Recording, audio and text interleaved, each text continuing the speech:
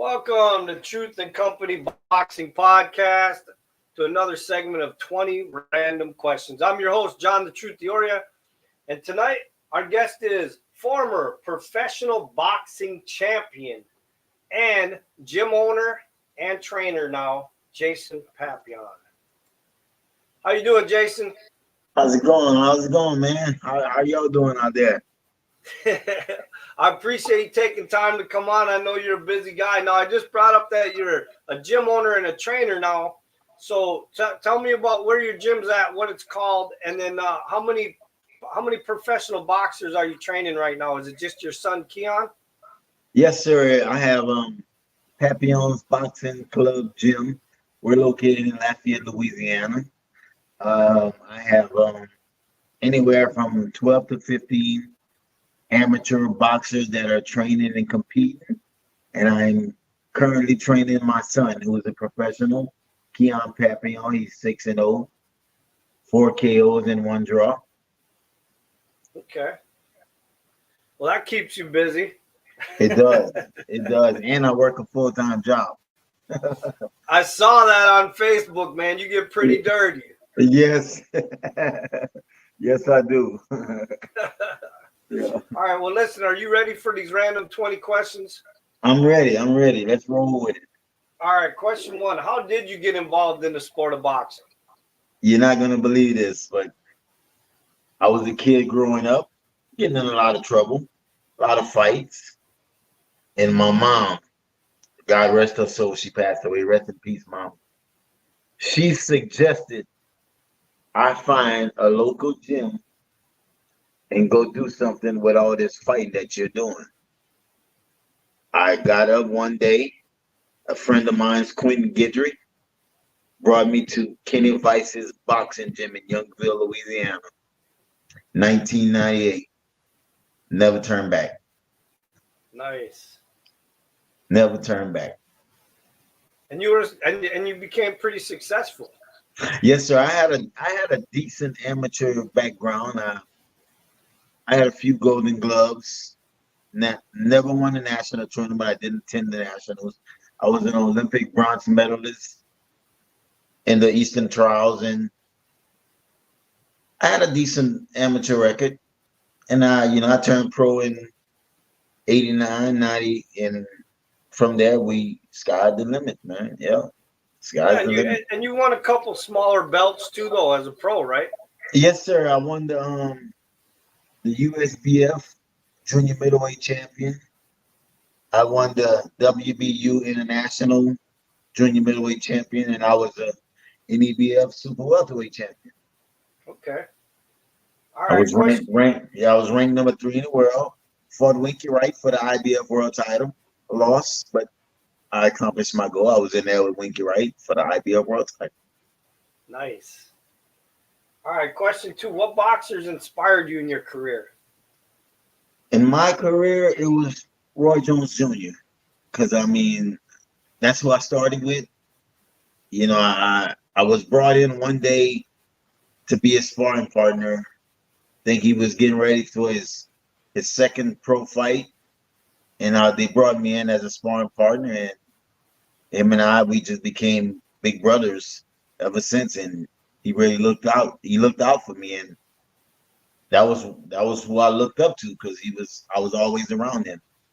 Now, when you say sparring partner, you weren't just his partner for a fight or two. You actually were his sparring partner for like years, right? Yeah, I was one of his chief sparring partners for almost 8 years. Just imagine all the butt whippings I got. Is there any interesting stories you can tell me that you're allowed to tell me between you and Roy Jones? Listen, I got one. I've been waiting to say this. I got married in 96. Roy was getting ready to fight. I'm not sure which one it was, but he called me. I just got married the week before, and he needed a sparring. He needed me to come into camp. So I went in to camp. So my wife and we spent our honeymoon in Florida in training camp. So here we are one day, we in the gym training. I'm sparring Roy, and my wife walks in the gym That was the worst thing she ever done because I got my butt beat up. He said, "Don't you ever bring your wife in here to watch us porn again." And after that, I told my wife, "Don't you ever come back to the gym while we down there." Yeah, that was the worst beating I got from him because my wife was there. That's a good one. Yeah, All I right. told her, "Don't come back to the gym no more. Stay there. Stay at home." Question 3. What's the craziest or the funniest story that ever happened between you and a boxing fan? A boxing fan. Uh, does it have to be professional? No, no. Okay, well, I know I was in an amateur show one day, and they had a ruckus in the audience, and one of the females that I was involved, and she came around me and she just started pushing on me, swinging on me because she thought I was involved. And I was like, what's going on? What was all this for? It's just like, you the one that was fighting with my sister. I'm like, no, I don't hear no girls. I don't hear no girls. You got me mixed up with somebody else. She backed away and started swinging on me again. I had to get out of there. I almost called my sisters. Yeah. All right. Question 4. What's something that you're very passionate about besides the sport of boxing? My family. I love my family. I love not just my inner family, but my family, everybody that's related to me. That's how I was raised, from my dad, was to love your family and do whatever you can for your family. And that's what I do. That's my passion, is my family, you know. Okay. Question 5. Who was the hardest puncher you've ever faced in the ring in a fight or sparring? In a fight, I would say Santiago Samaniego out of San Antonio, Texas. He hit me with a left hook in the 6th round, and he had me on spaghetti legs. Okay. But I actually come back and won that round. I lost a split decision, but I won the round that he hurt me in. But that's the Okay. hardest I've been hit. Question 6. What's one of your best boxing memories out of your career? Going to Belfast, Ireland. I was called to spar Crisanto Espana. You remember him? I remember the name. And at the time they called me to go over there, they had the war going on between the Protestants and the Jews. And they had guys walking down the street with machine guns. Hotels are being evacuated because bomb threats. I have never in my life seen or heard of anything like that. So I was calling my mom's like almost every day.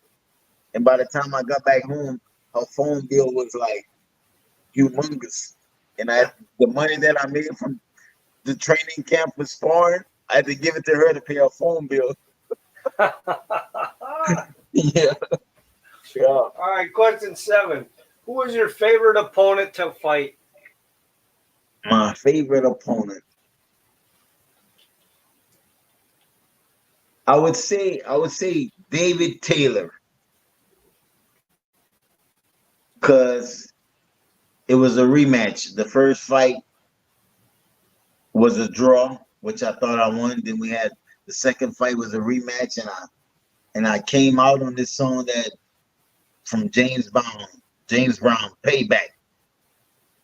And when I was walking to the ring, he was in there dancing to my music. And I actually stopped him, so I wanted to fight. But he was in there dancing into my music. He was dancing all around the ring to Payback. Okay. Question 8. If you were an insect, what insect would you be? An insect? A grasshopper. Because I'll be hopping all over. I'll be gone. Yeah. Okay. All right, question 9. If you could go back in time to tell your younger self some advice, what age would you go back to and what would you tell yourself? I would go back to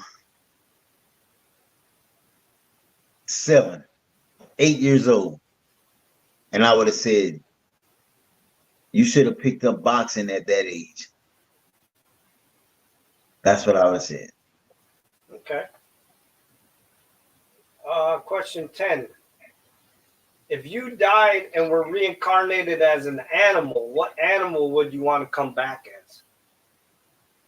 Lion. King of the jungle. Okay. Question 11. If the mayor of your city was willing to name something after you, what would you want named after you in your city? What would I want named after me? A school. I would want a school named after me. Because a lot of the kids know me, their parents know me. And to say that man, I'm going to Jason Papillion High School, I think that would really, really influence them. All right. Yeah, that kind of had a nice ring to it. Yeah.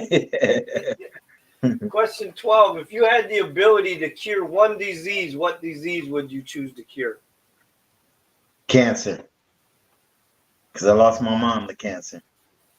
Okay. Yeah. Question 13. Have you ever had to save someone's life? No, I don't think so. No, I just know. No, I don't think so. I never had to save anybody. You know what? I'm gonna take that back. I know on Facebook, I write these scriptures on Facebook, some real positive scriptures, and I got a inbox from a guy from Philadelphia, and he was telling me how he would read my scripts in the morning, and it would give him so much inspiration. And he said one of the scripts that I actually wrote touched him and saved his life. Okay. That's one. Yeah. All right. Question 14. What has been the biggest accomplishment in your life? Biggest accomplishment. I'm gonna say 2: getting married and having my kids. Okay. Yeah. Question 15. What professional boxer would you want to be a trainer for right now if you could be a trainer for any current fighter out there?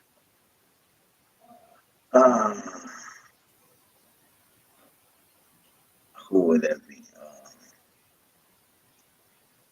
Dante Wilder.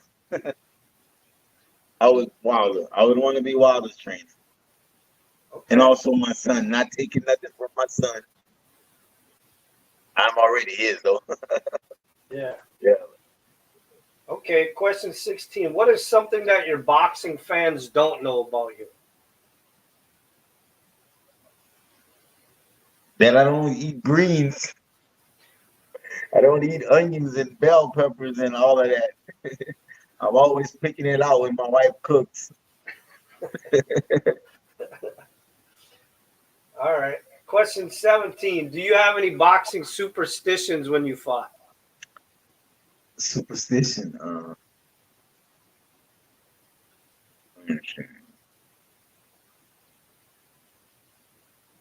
No, not really.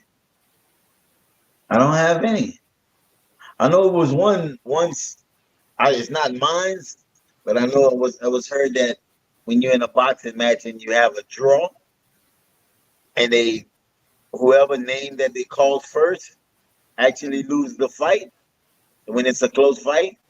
And I remember I was fighting Michael Lerma, and they mentioned my name first as a split decision, but I actually won that fight. And they had mentioned my name first, so that's what it was. Okay. Question 18. If you could have a conversation with one person from history, who would you want to sit down and talk with? From history. Malcolm X. Malcolm X. I want to sit down and talk with him. Okay. Question 19. What is your opinion of the YouTubers and the internet influencers getting involved in the sport of boxing? Well, I'm gonna say they're actually helping boxing and hurting it.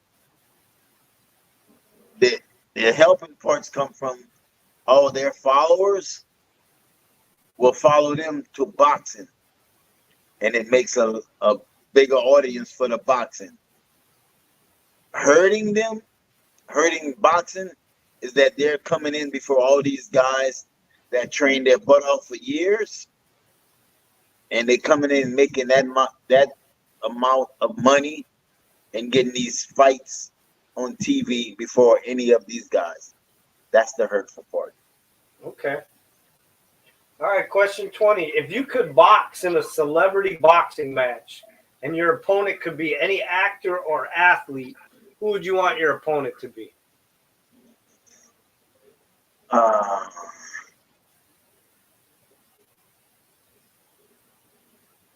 The Rock.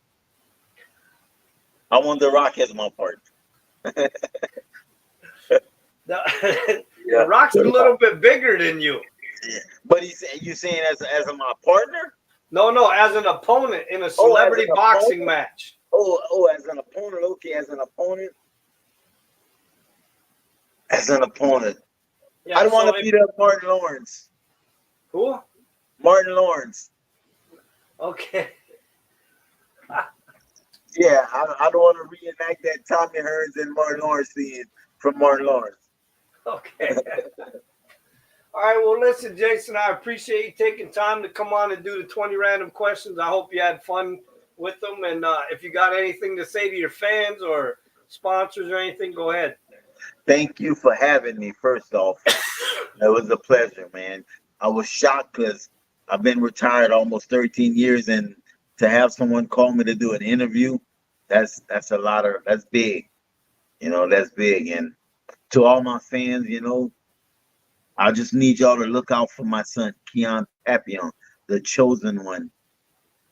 We'll be hitting the scene real soon. Keon, the chosen one, Papillion. Y'all be on the lookout for him. Yep, check out his YouTube, check out his Facebook, his TikTok, Instagram, whatever. He's out there. He's a social media star already. Yes, sir. Yes, sir. All right, hold on. And the truth has spoken.